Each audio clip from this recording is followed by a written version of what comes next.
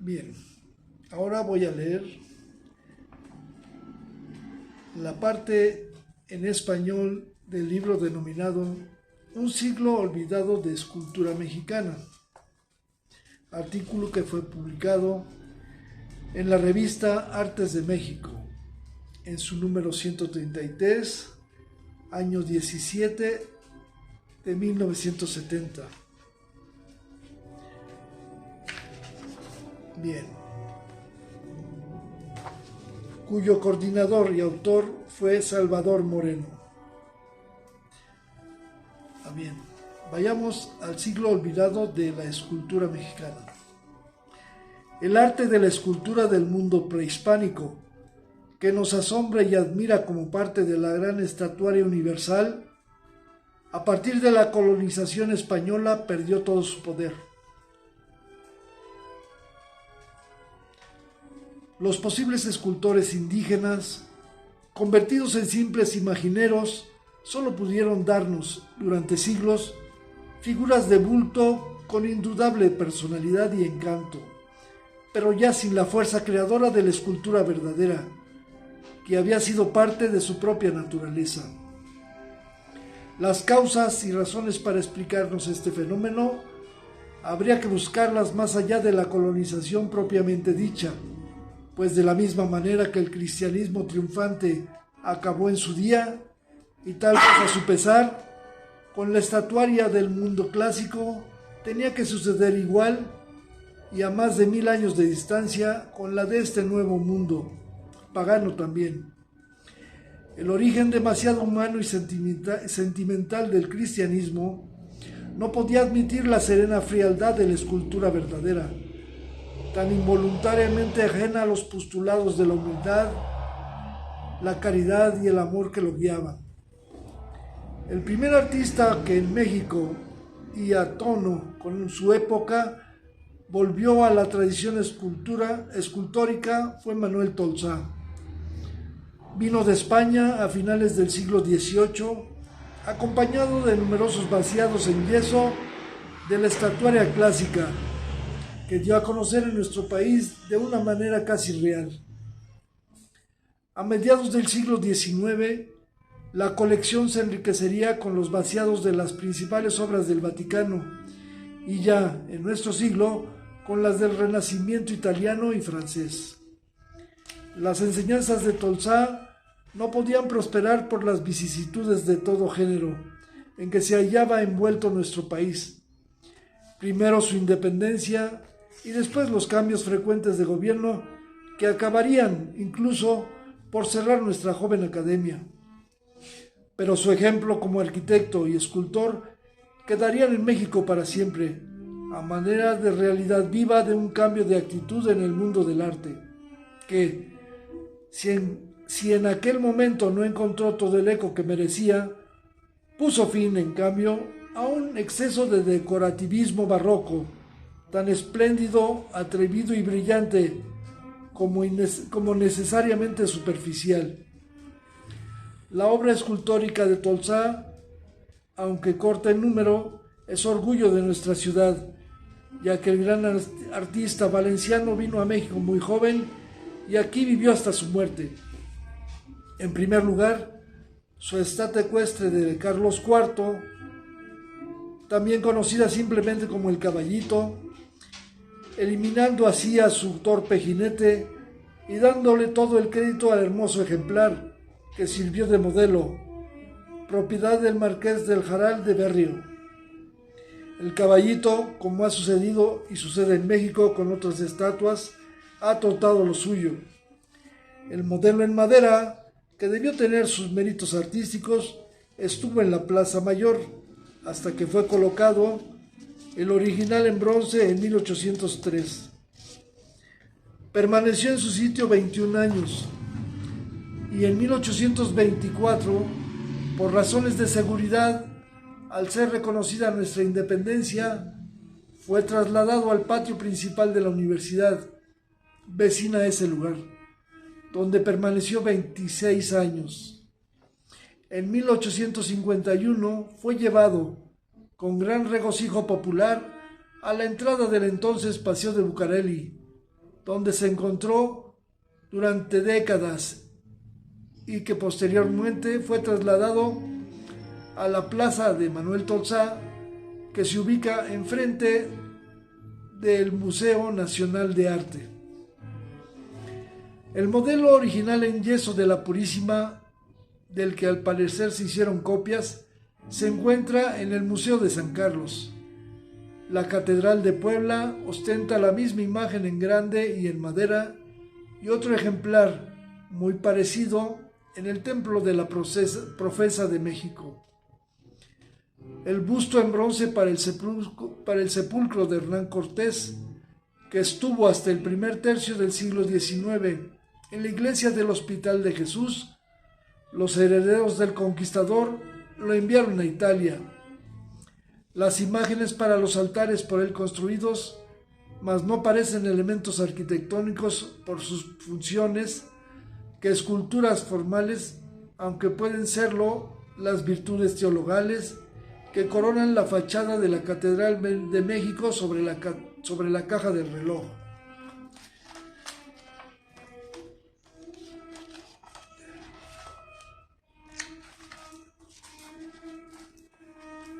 Ahora voy a presentaros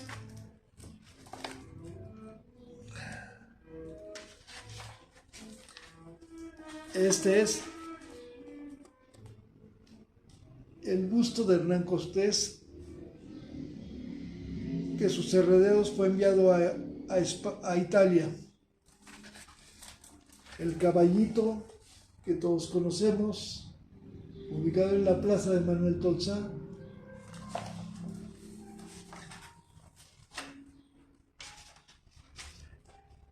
Las virtudes teologales de Manuel Tolsá, que se encuentran en la Catedral Metropolitana.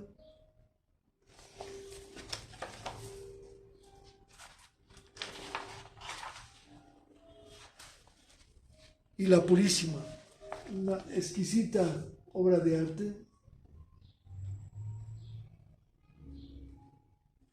obra de Manuel Tolsá. Bien.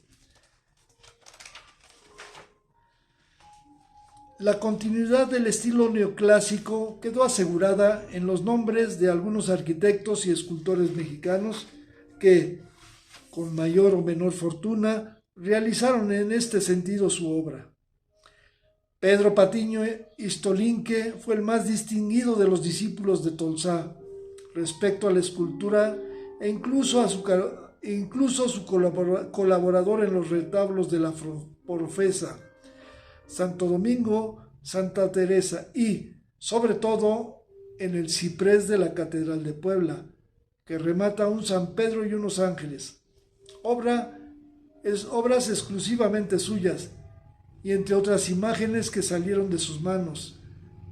Por ejemplo, el crucifijo, ante el cual prestaron juramento los constituyentes de 1957, obra adquirida por Ponciano Arriaga de un hijo del artista, según el historiador Manuel Revilla. A ver, vamos ahora con Istolinque. Pedro Patiño Istolinque. Aquí están sus reproducciones de las virtudes teologales.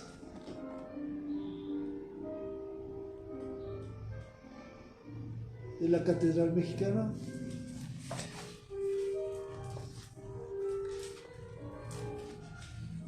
La Paz y América. La Paz y América.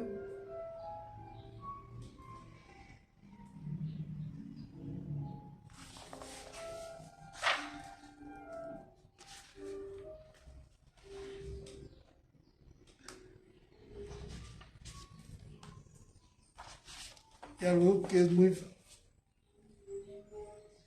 un bajorrelieve exquisito de Pedro Patiño Istolinque, denominado el rey Guamba en el acto de renunciar a la corona y ser amenazado de muerte por uno de sus electores. Pedro Patiño Istolinque 1763-1835.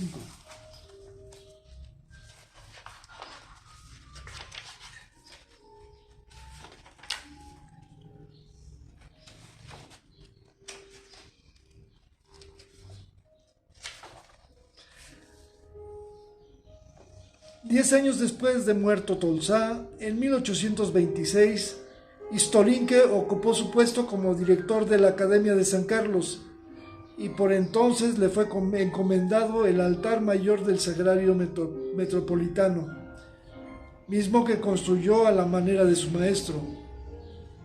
Intentó también un sepulcro monumental en piedra de villería, una especie de mármol amarillento dedicado a Morelos, del que solo cinceló dos grandes estatuas que representan a América y la libertad.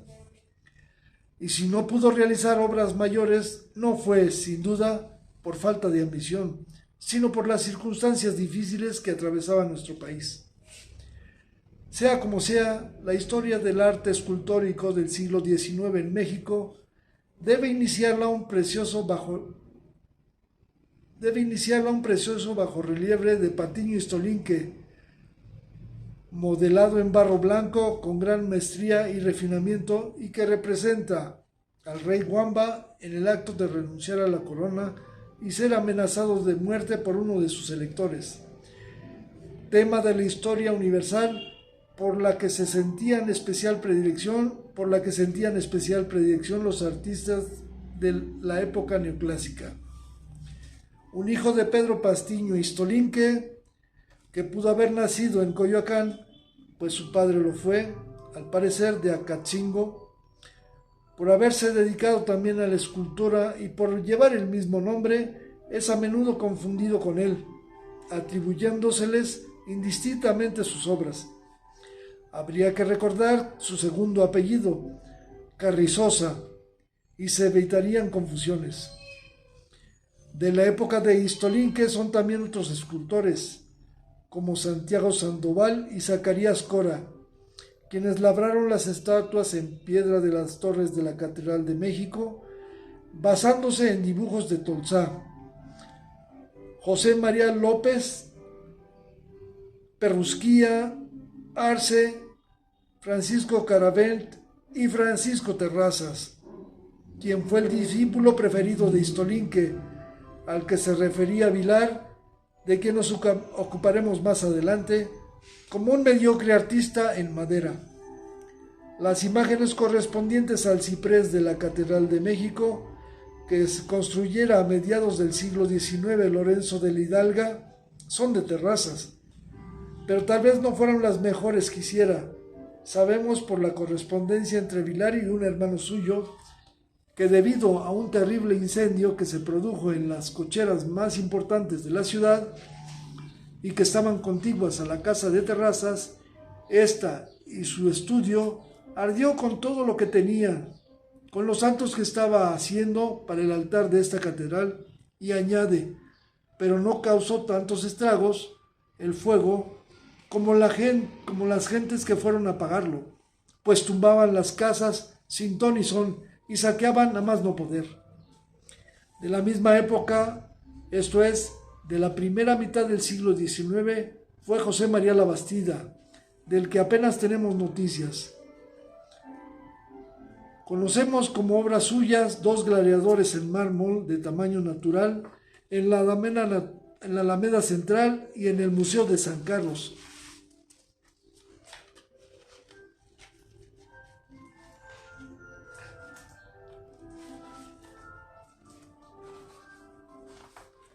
Permítame, ahorita se los muestro. Aquí estamos.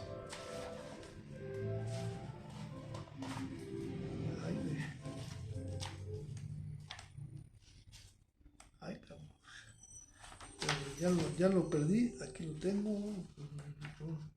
Voy a mirar.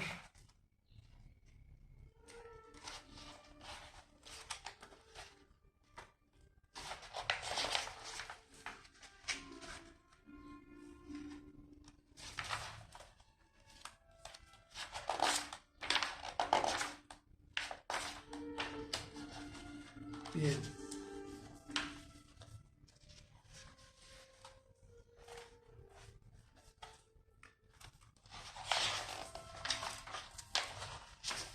Aquí están los famosos gladiadores.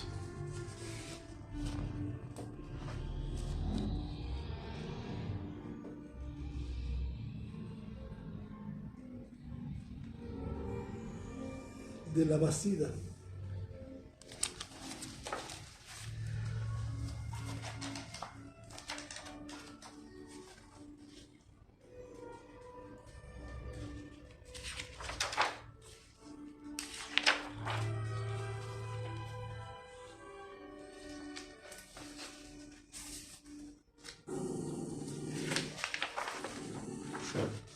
Bien.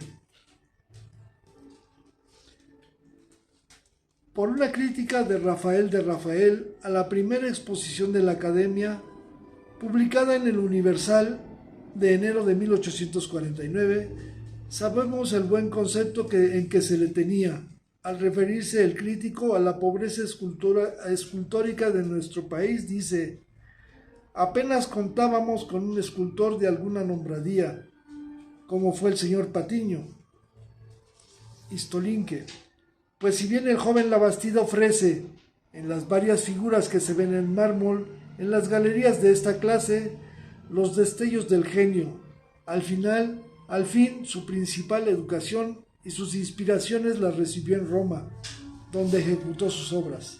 Será por eso que no hay muchas de sus obras en el país. Será a la Bastida que se refiere Vilar cuando, recién llegado a México, escribe a su hermano sus primeras impresiones. En la ciudad hay otros artistas, pero aún de menos méritos que Terrazas, salvo un escultor que, si hubiera estudiado, podría ser bastante bueno, pues 6 estatuas que tienen en el Teatro Nacional y varios santos por las iglesias muestran que tiene mucho talento. Estas noticias de Vilar echan por tierra la versión emitida de que las estatuas localizables en la litografía de Gualdi del Teatro Nacional, entonces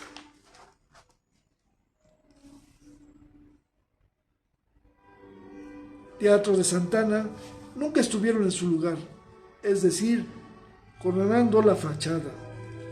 Y son justamente 6 de las del teatro y 6 a las que se refiere Vilar.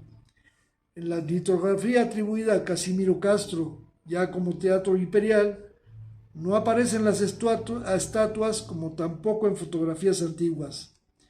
Vilar nos dice de qué material estuvieron hechas, y es posible que solo fueran provisionales, pero el testimonio de su existencia queda comprobado. Otro de los escultores que por entonces trabajaba en México era el español Piquer, en cuyo estudio aprendían el oficio de imagineros algunos jóvenes como los hermanos José y Primitivo Miranda. Piquer debió hacer fortuna, según se desprende de la contestación que da Vilar por carta a una pregunta de su hermano. De lo que dices del escultor que estuvo en México llamado Piquer, estoy bien instruido de lo que hizo y de lo que ganó. De los hermanos Miranda alcanzó fama Primitivo, primero como pintor y más tarde como escultor. Fue uno de los últimos pensionados a Roma por la Academia antes de su etapa de reorganizadora, pensión que obtuvo como pintor y que compartió con la Bastida y otro escultor de nombre Rovira. Primitivo Miranda tuvo larga vida. Participó en numerosas exposiciones como de fuera de la Academia. En 1889 presenció la inauguración de las 2 estatuas que le encomendara el Distrito Federal para el Paseo de la Reforma, la de Ignacio Ramírez y la del general Leandro Valle.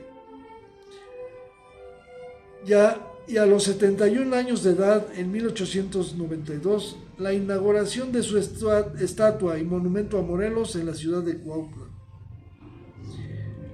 Es a partir de la segunda mitad del siglo, con la reorganización de la Academia, cuando el arte escultórico sigue un camino auténtico y seguro, al grado que al morir en 1860, su principal renovador mereció que en su lápida sepulcral se grabara: Manuel Vilar, fundador y director de la nueva Escuela de Escultura de la Academia de Nobles Artes de México.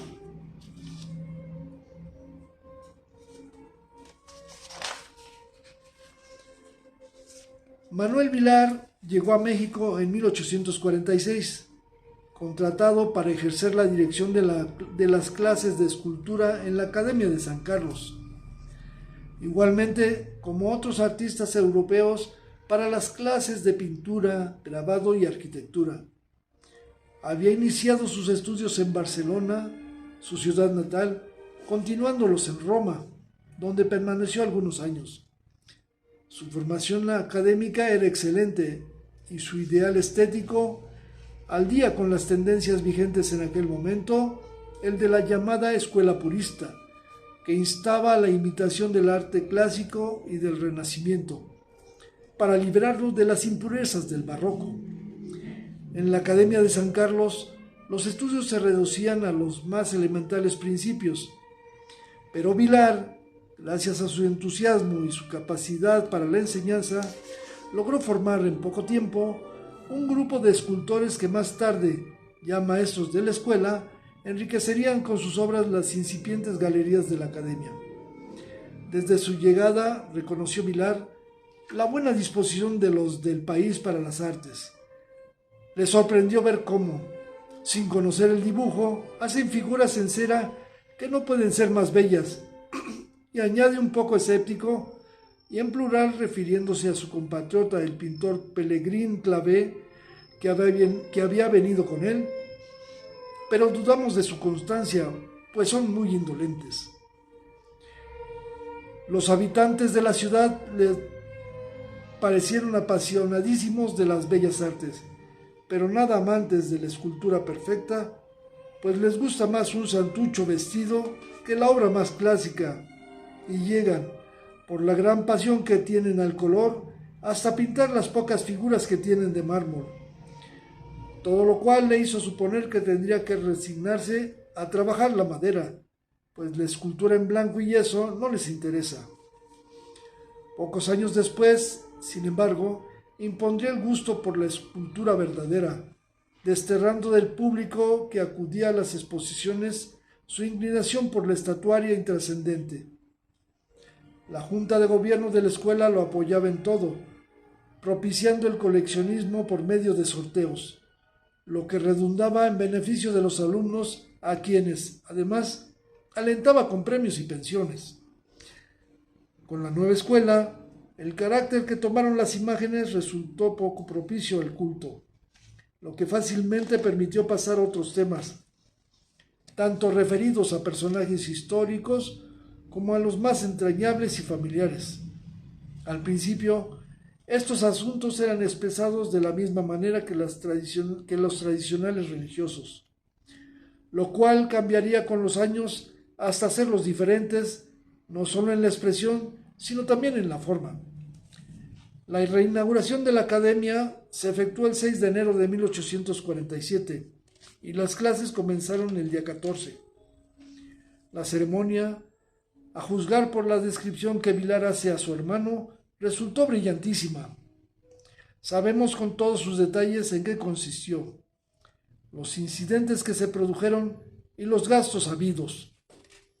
Pero lo más importante fue el entusiasmo de los numerosos jóvenes que acudieron a las clases, principalmente de extracción humilde, dispuestos a cumplir sus vocaciones sin importarles la inestabilidad política del país ni cuánto suponía la inminente invasión americana. Encauzado nuevamente el sentido escultórico de los mexicanos, Vilar quiso darles ejemplo de nacionalismo, aplicando su ideal estético a temas de la historia moderna de México y del mundo prehispánico, ejemplo que daría magníficos resultados. Bástenos citar el Cuauhtémoc de Miguel Noreña, Tlahuicol, el atractivo guerrero tlaxcalteca que, atado a la piedra del sacrificio gladiatorio, supo librarse de sus adversarios. Es una de las mejores obras de Vilar y de su tiempo. Con ella, además de dar ejemplos de nacionalismo, Dio también una lección de anatomía artística, sin traicionar los postulados de la escuela purista a la que pertenecía. Dar a la obra el aire y el sabor de lo antiguo, sin faltar a la verdad de los tiempos. Es decir, utilizar el modelo natural, pero corrigiendo las partes que en este no siempre fueron perfectas. Actitud convencional, desde luego, pero auténtica desde el punto de vista de la época, que no podía soportar en arte lo que después se llamaría el naturalismo. Otras de sus esculturas de temas mexicanos fueron Moctezuma II, La Malinche y un Iturbide en el momento de proclamar la independencia, que le valió una de las mejores y más apasionadas críticas del siglo XIX, publicada en El Espectador Mexicano, el 4 de enero de 1851. El crítico Rafael de Rafael dio excusas por haberse extendido tanto. En vista de su extraordinario mérito y también porque su asunto, eminentemente nacional, provoca un interés que en vano podría solicitarse a otra estatua cualquiera. Era solo el modelo en yeso de la mitad del natural, de otra estatua de mucho mayor tamaño que se pensaba erigir sobre un enorme pedestal en la Plaza Mayor de México, llamada ya el Zócalo por el que existía en su centro, y que iba a sustentar la columna de la Independencia proyectada por el arquitecto español Lorenzo de la Hidalga. Zócalo al que se refería Vilar, quien lo vio recién llegado en 1846. En la plaza principal, escribe a su hermano, estaban erigiendo un monumento a la Independencia, pero desde que cayó Santa Anna no trabajan en él. Y a continuación hace la descripción detallada del proyecto. Aún existe la versión errónea de referir la denominación El Zócalo al monumento ecuestre de Tolsá, que no estuvo en el centro de la plaza y siempre apareció completo, tanto en la forma provisional como en la definitiva. Entre las obras de tema religioso de Vilar merece destacarse el San Carlos Borromeo, escultura en tamaño mayor del natural que se destinó al Salón de Juntas de la Academia. San Carlos simboliza aquí a la propia Academia, protegiendo a un alumno por ser el patrón de la escuela y también el nombre de Carlos III, quien autorizara la fundación de esta. Ahora vayamos a las obras de Vilar.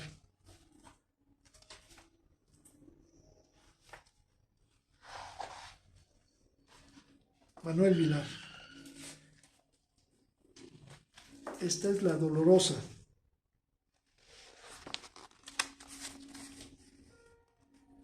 Una hermosa escultura. El crucifijo.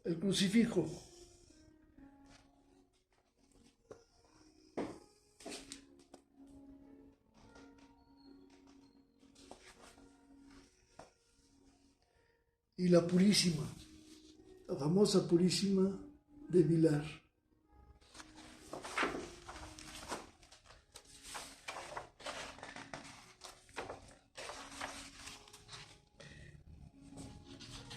La estatua de Iturbide al momento de declarar la independencia.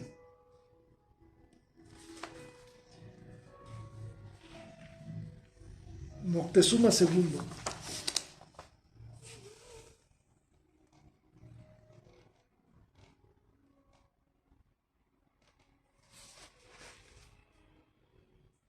Y la Malinche.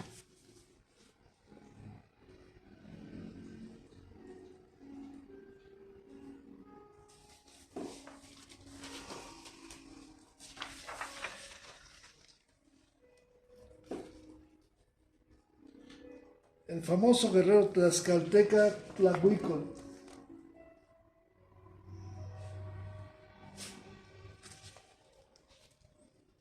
Francisco Sánchez Tagle y Antonio López de Santana.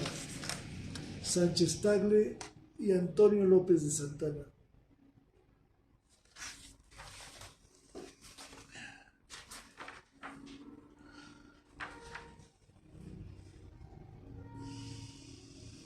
Cristóbal Colón.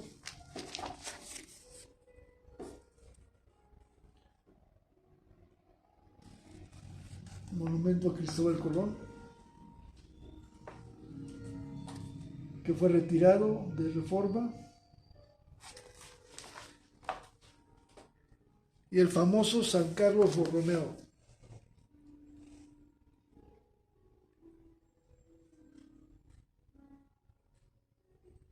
que le dio nombre a la Academia de San Carlos.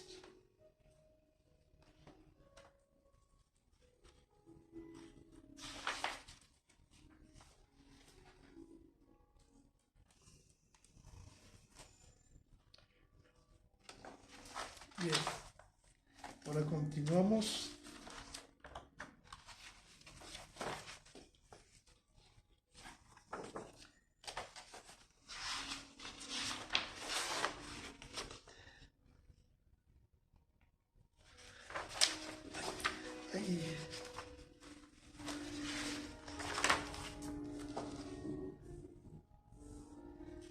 Es a partir de la segunda mitad del siglo, con la reorganización de la academia, cuando el arte escultórico sigue un camino auténtico y seguro, al grado que al morir en 1860, su principal renovador mereció que en su lápida sepulcral se grabara: Manuel Vilar, fundador y director de la nueva Escuela de Escultura de la Academia de Nobles Artes de México.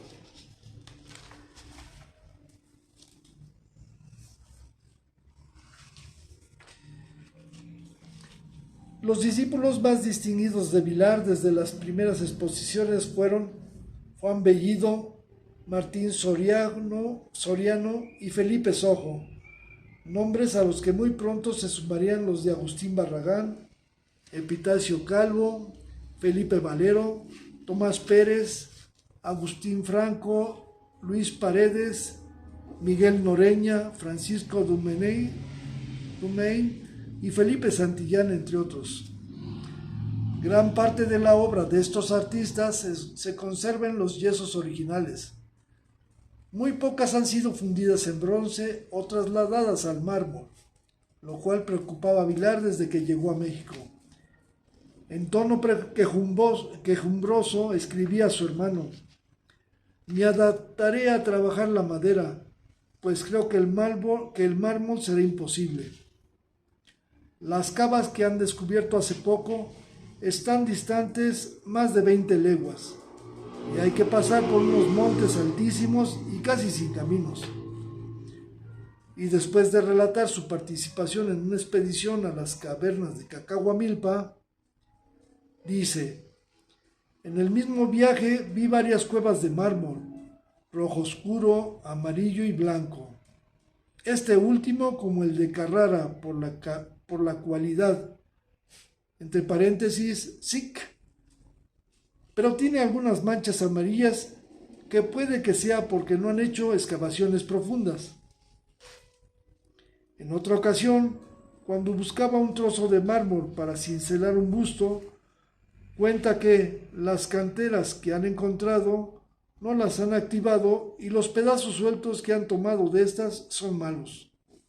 Un pedazo de otra cantera que han descubierto por Perote, que era del grandor que necesitaba, como no sabían cómo trasladarlo por su grandor, lo mandaron cortar por el medio. A Martín Soriano correspondió cincelar la primera estatua mexicana en mármol de Carrara, mármol que encargó Vilar a su maestro en Roma, el famoso escultor Pietro Tenerani, con la expresa indicación de hacerlo desbastar para comodidad del traslado y menor peso. La Academia pudo cumplir así la promesa que hiciera la Escuela Nacional de Medicina de obsequiarle una estatua de San Lucas, su patrón. La espléndida escultura fue recibida con todos los honores durante una ceremonia a la que asistieron las más altas personalidades profesionales de México. En recuerdo del acto que se publicó un folleto conteniendo los discursos y los poemas dichos con tal motivo. La academia había prometido otras estatuas, como esta a la Escuela de Agronomía y Jurisprudencia, un San Isidro para la primera y un San Pablo para la segunda, modeladas y cinceladas por Juan Bellido y Agustín Barragán, respectivamente. Con estos obsequios, la academia se proponía dar oportunidad a los alumnos que habían llegado a la madurez artística para demostrar sus adelantos. Se encargó el mármol a Italia por medio del ministro mexicano en Roma, pero este, al recibir el dinero, lo utilizó para pagar los sueldos atrasados de sus empleados. San Isidro y San Pablo quedaron solamente en el yeso original y aún se conservan, dando fe de la maestría de sus autores. Miguel Noreña, uno de los más jóvenes discípulos de Vilar, tuvo mejor suerte. Logró ver en bronce varias de sus esculturas y en lugares públicos de nuestra ciudad. Vicente Guerrero en el Jardín de San Fernando. Monumento ipsográfico frente a la calle de 5 de Mayo. Don Benito Juárez Sedante en el Palacio Nacional. Cuauhtémoc en el Paseo de la Reforma. Monumentos para el que colaboraron algunos de sus compañeros y discípulos. Gabriel Guerra, el relieve Martirio de Cuauhtémoc, Epitafio Calvo, los leopardos y Luis Paredes, los trofeos que lo adornan. Vamos a Miguel Noreña.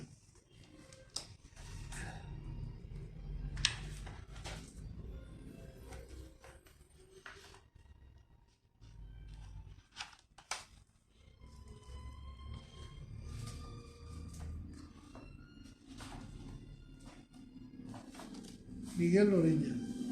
De sus esculturas está esta que es bellísima, Sátiro y el amor.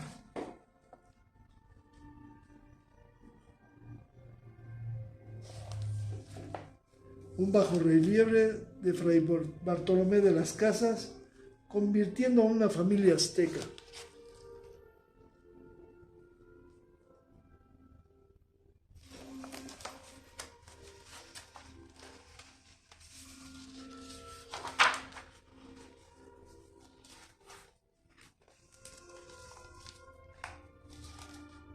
Don Benito Juárez.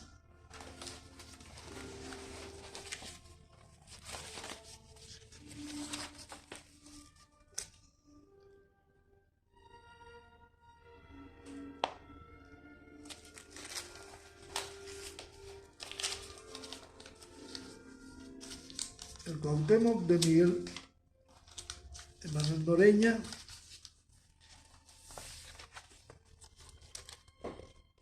En la escultura y el monumento, con un detalle de la escultura.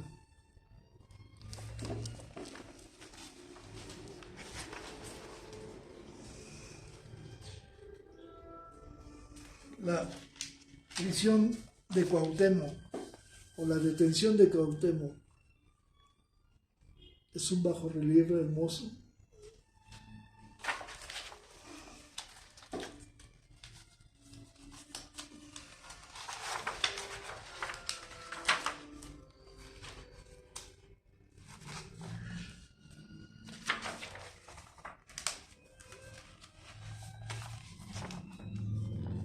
Los famosos leones, los jaguares emplumados que acompañan al monumento de Cuauhtémoc,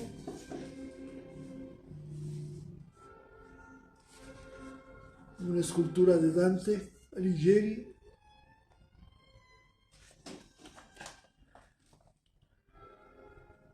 una escultura de Ignacio Zaragoza,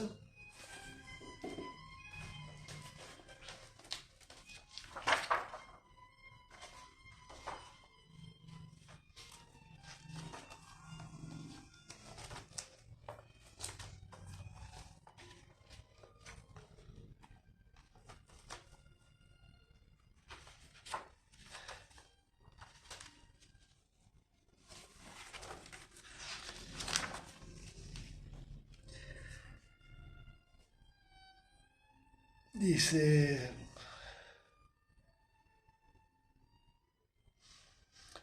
otra escultura en bronce y de esta misma época, aunque fundida muchos años después de muerto su autor, es el Colón de Vilar en la plaza de Buenavista, colocada sobre un pedestal de los hermanos Agea, también de entonces, pero en mármol, el David con la onda de Tomás Pérez en el bosque de Chapultepec. La única escultura en madera creada en la academia fue una dolorosa por Martín Soriano, quien había sido discípulo de Terrazas antes de serlo de Vilar, lo que explica su conocimiento en este terreno. La imagen, exhibida en la 9ª exposición de la Academia, 1856 a 57, fue cedida a los padres del Templo de la Profesa, junto con algunos cuadros de los discípulos de Clavé, a cambio de unos lienzos antiguos que interesaban para la Galería de Autores Mexicanos en plena formación. Los bustos de personajes de la historia política, social e intelectual del México decimonónico forman toda una galería obviamente interesante.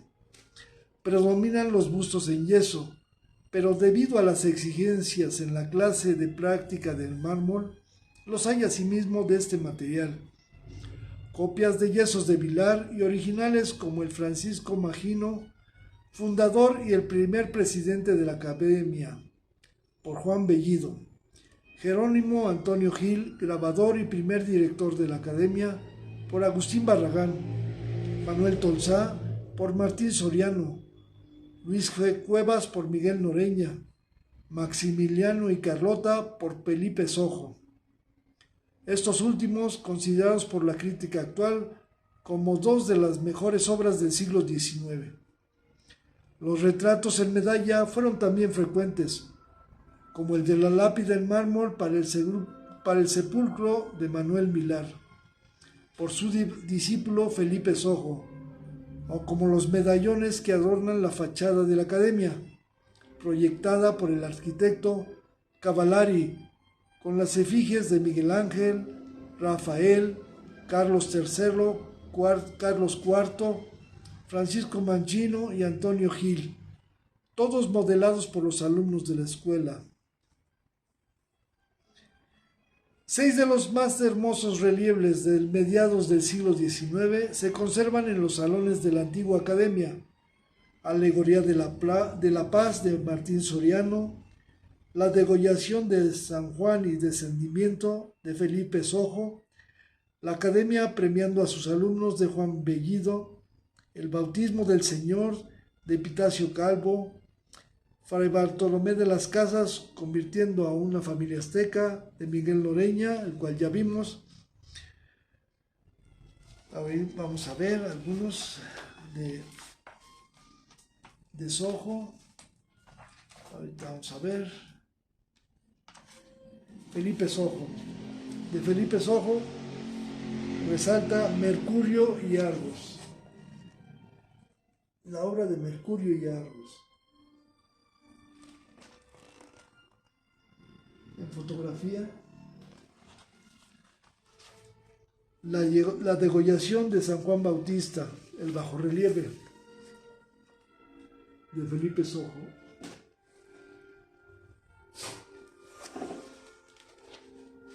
El Descendimiento también, un bajorrelieve que mencionamos, un bello bajorrelieve. Y no, nada más el busto de Maximiliano, de Felipe Sojo.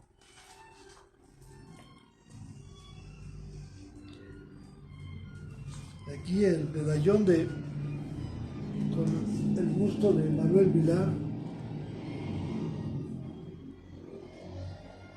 El medallón.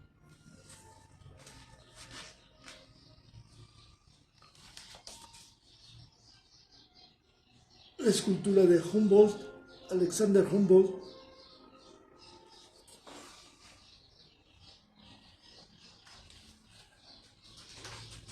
El busto de Carlota.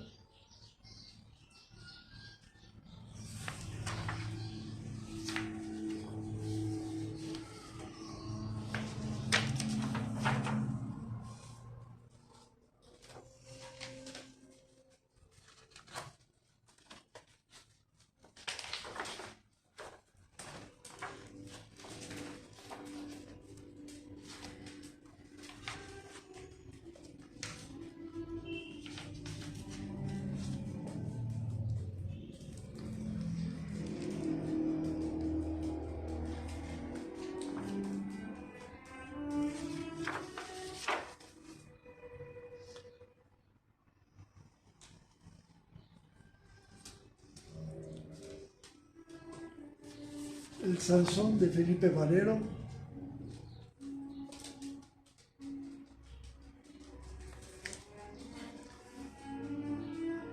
el San Sebastián de Valero también,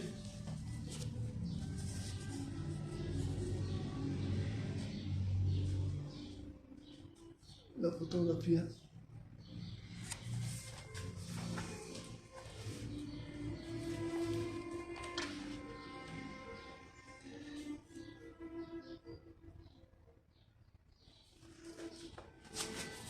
El busto de Manuel Vilar,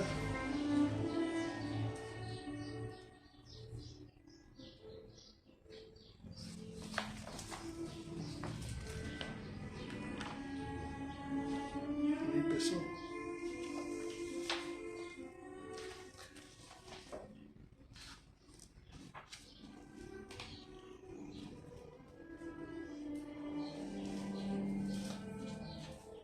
De Tomás Pérez, David con la onda, lo habíamos mencionado. La escultura y la fotografía. El pescador, se puede ver la red, la escultura, una escultura exquisita.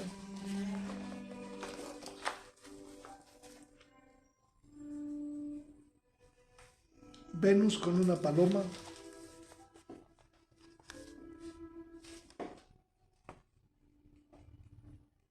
Un detalle de Venus con la paloma.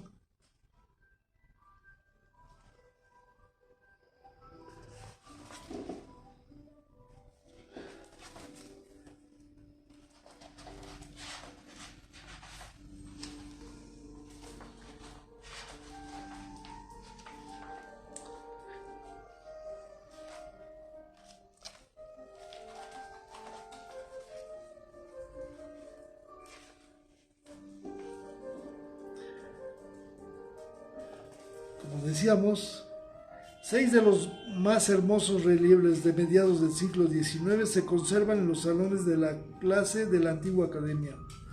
La alegoría de la paz de Marín Soriano, la degollación de San Juan y el descendimiento de Felipe Sojo. Ahora, más tarde veremos la academia premiando a sus alumnos de Juan Bellido, el bautismo del Señor de Epitacio Calvo,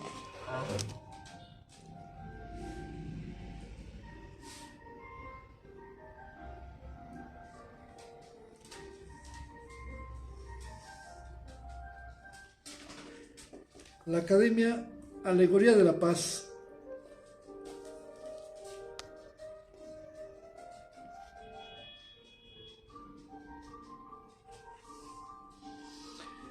Contra lo que suponía al principio Vilar, en la Academia se trabajó con voluntad y constancia.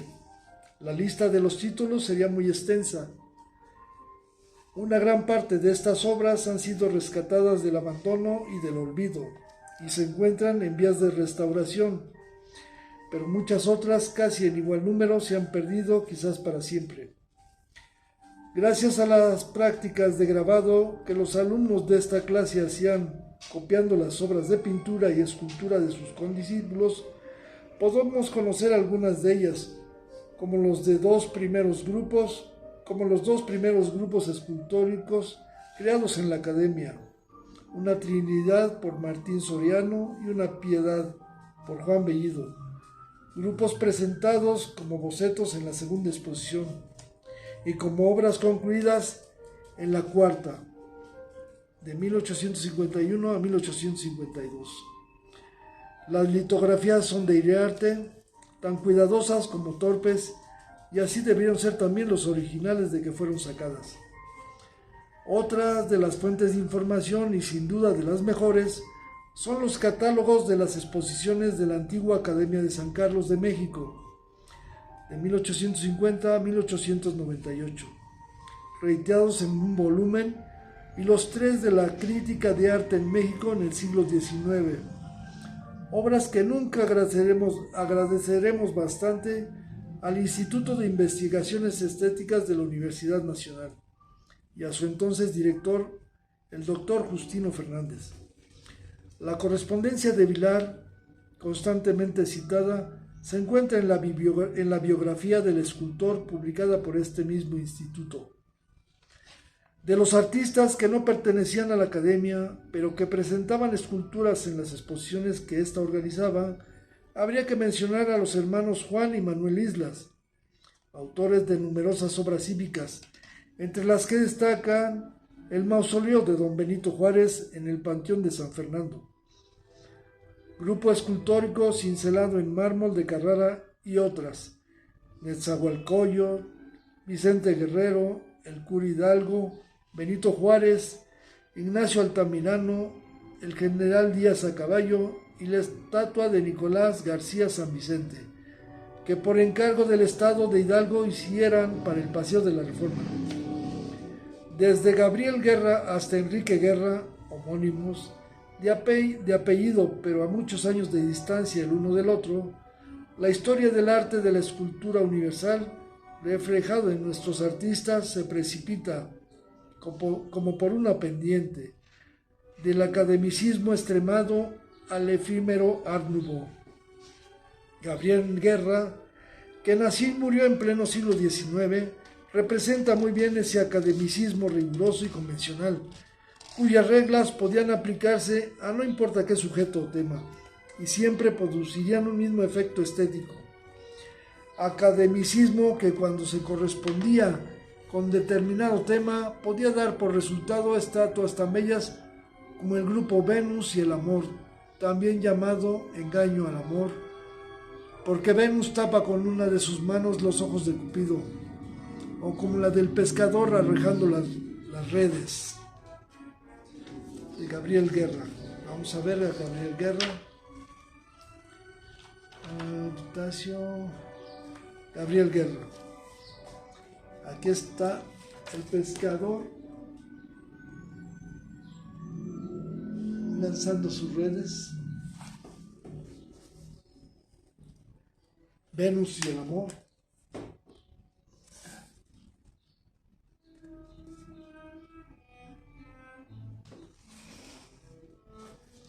Río Bravo, otra de sus figuras famosas.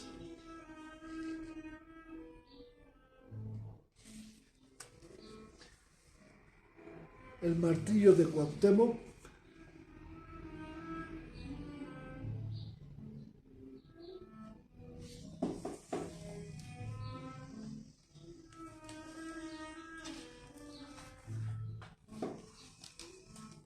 La Caridad,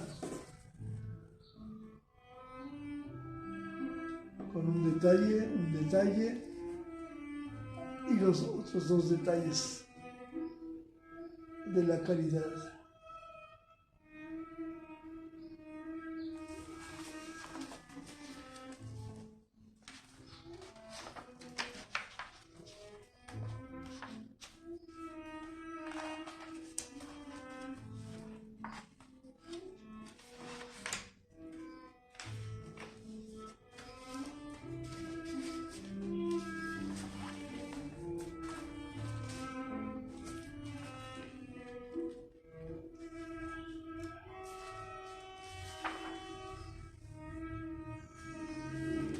Bien.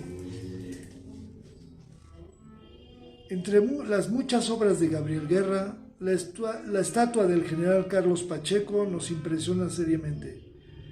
La solución que supo dar a las mutilaciones del héroe no pueden ser más valientes y directas.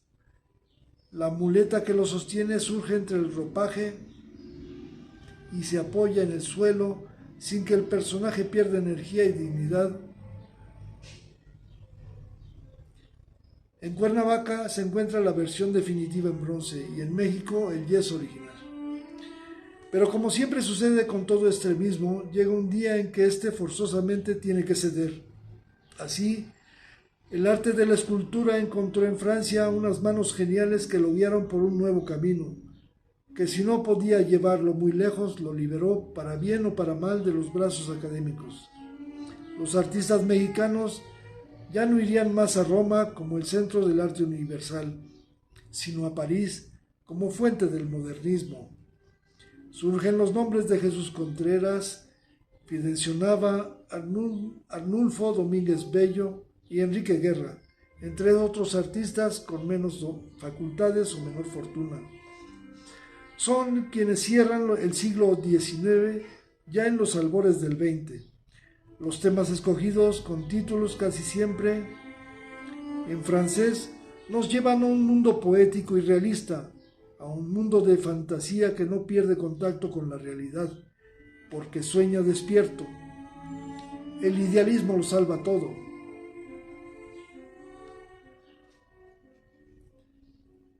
Las damas pueden mostrar sus senos escultóricos, despeinar artísticamente sus interminables cabelleras, pueden, desnudas, tomar diversas actitudes, ya sea para adornar una fuente, o conmemorar un hecho histórico, o cubrir un sepulcro. Es el triunfo del desnudo femenino en oposición al masculino, por tantos años el único permitido en las academias, y quería decir a un crítico de aquellos tiempos: cuando nuestros artistas intentan las formas femeninas, van como a tientas. El Art Nouveau, el último estilo que dio carácter a una Belle Époque, aunque en México se expresó tímidamente, vino a morir aquí, en la mole de mármol blanco de nuestro Palacio de Bellas Artes. Este desbordamiento tuvo que mesurarse, entre otros. No era fácil en nuestro medio romper los moldes académicos. Los artistas mexicanos, subordinados a las exigencias oficiales, tenían que dejar para la intimidad del estudio el estilo liberador. Jesús Contreras modeló académicamente las estatuas de personajes ilustres de la Reforma, la mayoría encomendadas a él, y aunque en ocasiones pudo aunar academicismo y modernidad, como el Monumento a la Paz de Guanajuato y el dedicado a Manuel Acuña de Saltillo, fue en la intimidad que logró sus mejores expresiones. Una de las pocas obras que conservan sus hijos, una cabeza, casi un busto, surge como un fantasma de las páginas de un libro de Justo Sierra, que hablan del beato Calasanz. El mármol renuncia a su dureza, niega toda posible lisura y, como de barro, se deja modelar más que cincelar, mansamente. En una época en que los artistas parecían atormentarse gustosamente con la sombra constante de la adversidad vencida por la voluntad, la figura de Contreras resalta dramáticamente exacta. A sus cualidades profesionales unía las de un carácter afectuoso y jovial y las de la belleza física, constantemente alabado por sus amigos, poetas y literatos, y evidente en un retrato en yeso que conserva su hijo Rubén. Murió a los 36 años de edad.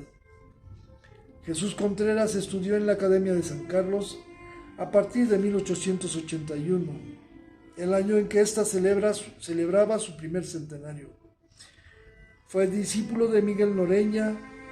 Después de 5 años a su lado, expuso sus primeras obras que le valieron la pensión a París, donde permaneció poco más de 3 años.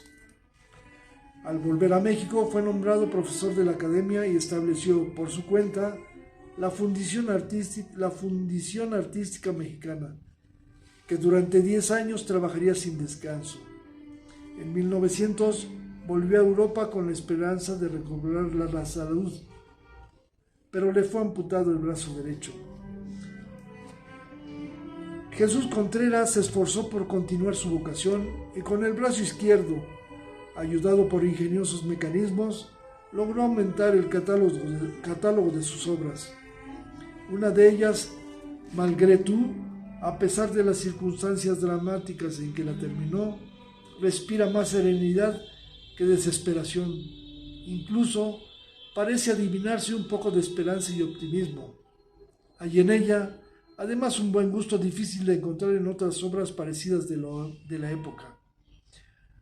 Poco afortunado hubiera sido la fuente monumental que proyectaba para el Paseo de la Reforma, en el lugar precisamente en que se halla otra fuente menos afortunada aún, El boceto, del que han sobrevivido algunos fragmentos, lo continuó un escultor modestísimo, el maestro Eduardo Concha, viejo guardia de la estatuaria mexicana que en los últimos años de su vida defendió como pudo. Era el único que la conocía y la amaba, dicho sea de paso. Vamos a ver Malgré Tout.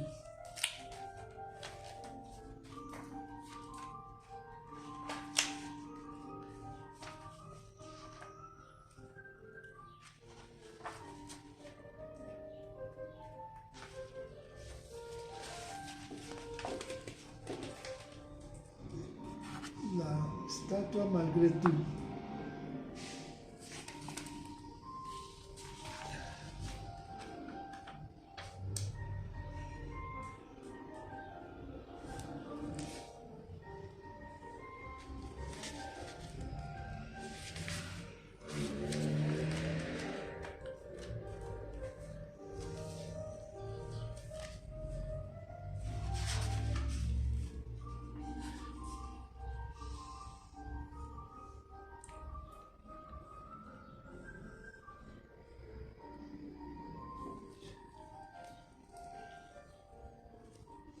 Poco afortunado hubiera sido la fuente monumental que proyectaba para el Paseo de la Reforma, en el lugar precisamente en que se halla otra fuente menos afortunada aún.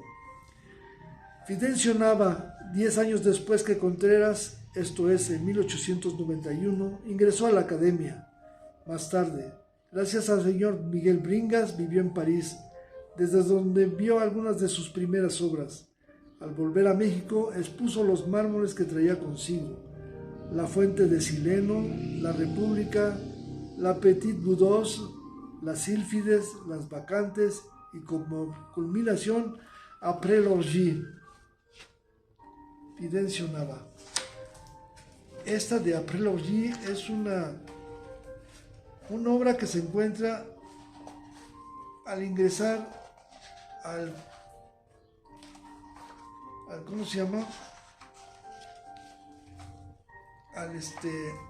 Al Museo Nacional de Arte. A ver si me encuentro. El beso, tu retrato, no, creo que aquí no la tengo. Pero es una exquisita obra de arte. Après l'Orgie.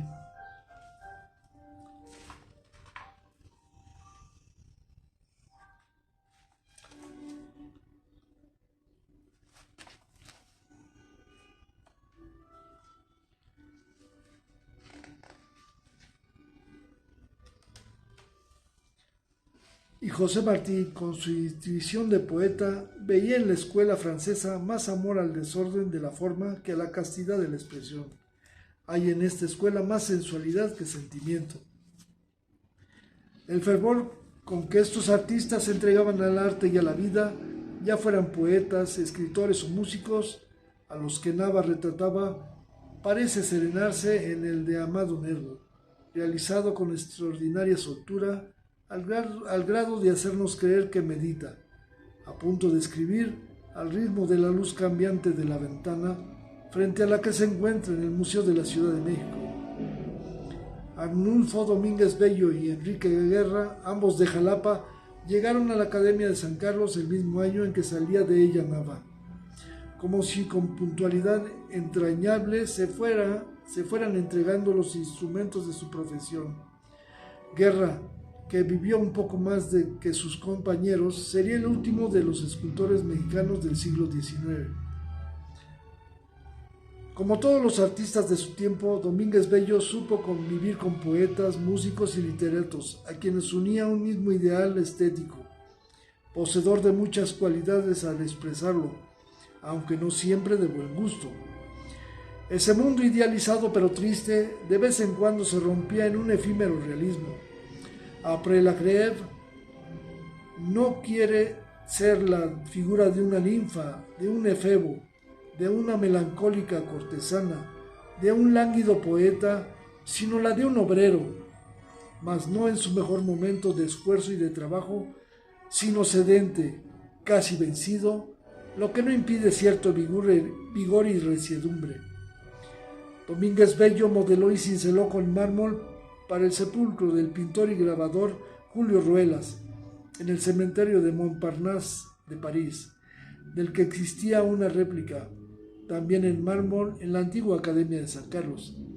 Es solo una mujer desnuda y desmayada sobre la propia sepultura, caída sobre una paleta de pintor en actitud esteticista y un tanto trágica, lo cual era indispensable, referida a un artista como Ruelas, como todos ellos, amando contradictoriamente tanto la vida como la muerte. Domínguez Bello. Enrique Guerra.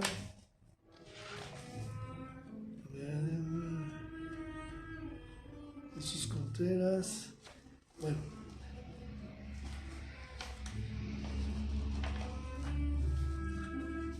Ahora, unas esculturas de Enrique Guerra. Esta es exquisita.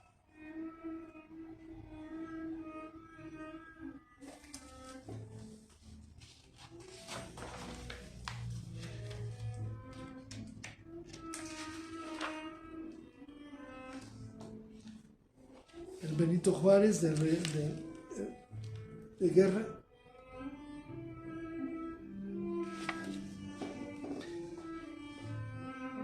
Las virtudes corporales.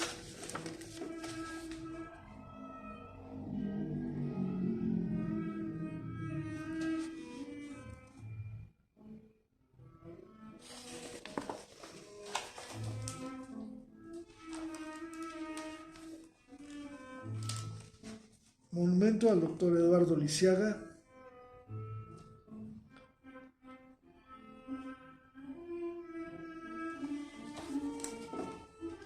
Es el monumento a Enrique Lisiaga.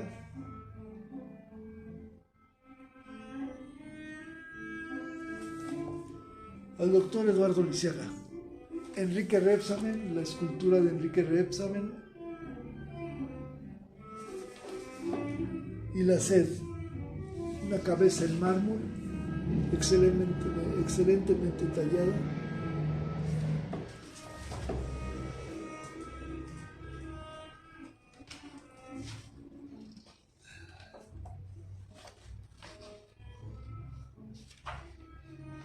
Aquí está Après l'orgie, la famosa escultura Après l'orgie,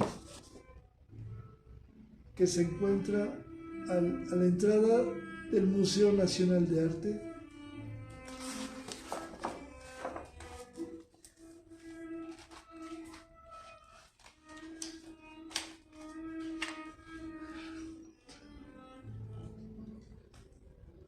Domingo Bello, déjame buscar algo de Domingo Bello.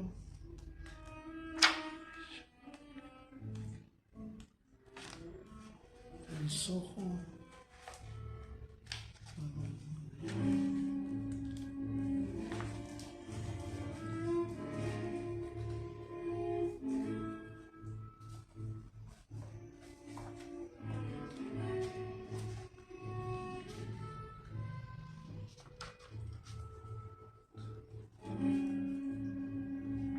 Jesús Contreras,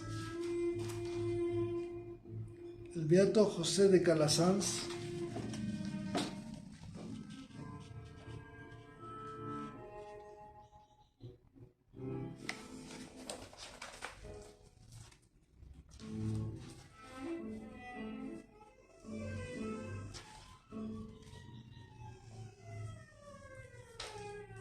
que está Malgré-Tout, la escultura de Malgré-Tout de Jesús Contreras, un detalle, la escultura completa, y este es Desespoir, la desesperanza de Jesús Contreras.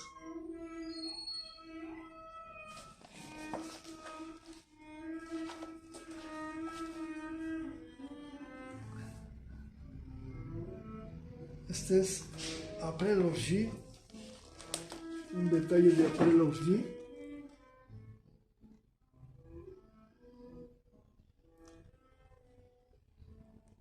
la figura de la escultura Après-Orgy.